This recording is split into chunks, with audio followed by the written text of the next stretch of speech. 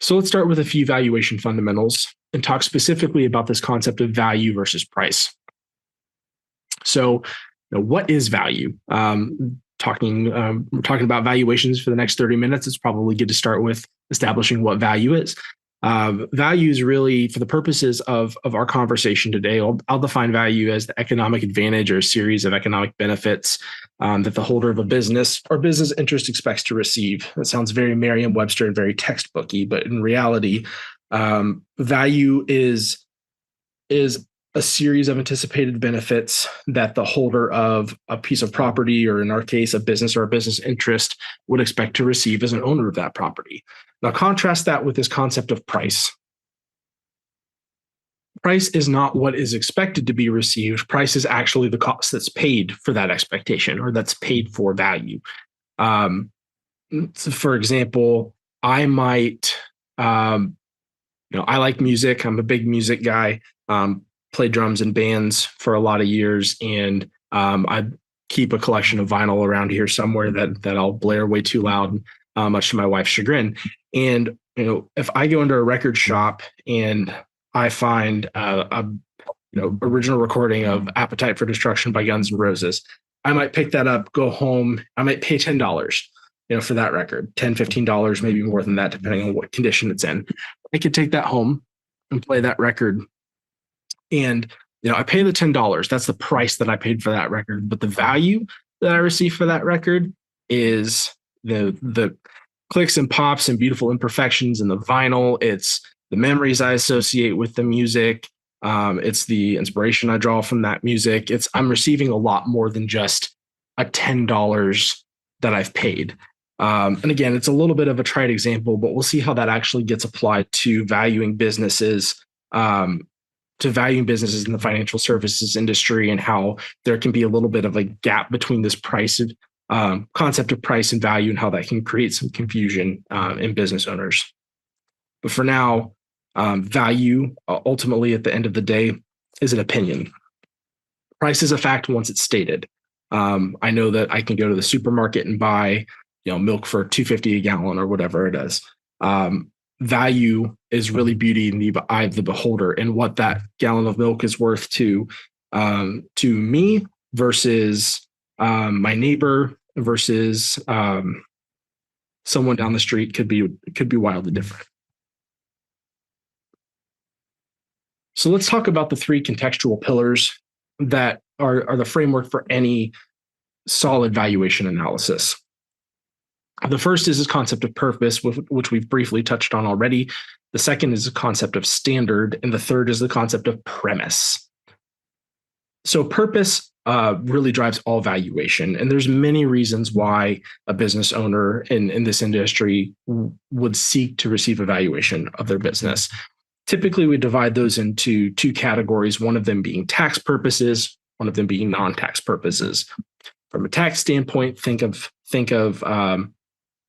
an example of a tax standpoint would be, I'm a business owner, I'm gifting equity to a key employee. It's a fairly substantial gift. I need to substantiate to the IRS what this is worth. So I'm going to hire you to value this, 20% interest that I'm going to grant to this employee or maybe to a family member. For non-tax purposes, a lot of what we do is to support M&A work, and that is both the M and the A in M&A. So it could be to help business owners assess the relative values of what they've built and what their combined businesses could be worth in a merger. It could be to value a company's equity for an internal succession plan. There's a lot of different applications there. Again, generally goes into the tax and non-tax purposes, one of those two buckets, and I've put a few examples of other valuation purposes on the screen. But that purpose will ultimately dictate the standard and the premise we select, and then what tools we use under that contextual framework to actually value or run the valuation calculations, analysis, and value the company. So let's talk about the second of our three contextual pillars to valuation, and that's standard of value. Now, the standard of value really answers the question, who's the buyer, who's the seller, and what's the perspective from which we're valuing valuing this company. Again, beauty's in the eye of the beholder. Based on the purpose, who is the likely buyer? The two standards of value you will hear referenced often in this industry are fair market value and investment value. There's also this concept of fair value that's typically only used in legal disputes, such as settlements for divorce or a partnership dissolution. We won't spend too much time on that here. Within the context of most tax and most M&A purposes, you'll either see the standard of value be a fair market value standard or investment value standard. I'm going to talk about how those two play with, or how those two relate to each other here in a moment. Again, I said again, like I said, the standard of value dictates really who the buyer is and what are the assumptions behind the buyer and the seller. So, for example, the fair market value standard is going to assume a hypothetical buyer, hypothetical seller, both have some reasonable knowledge of the facts surrounding the business, and that's how they're transacting. Investment value might take into account the compulsion and the individual economic situation of a specific buyer or a specific seller.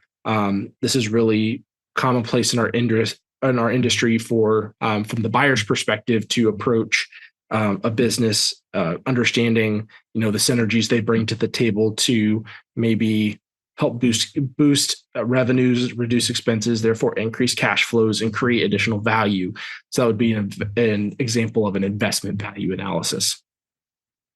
So once we've nailed down the purpose and the standard, we need to decide the premise, which just really answers the question: what's happening to the business after this transaction that's contemplated by our analysis is consummated?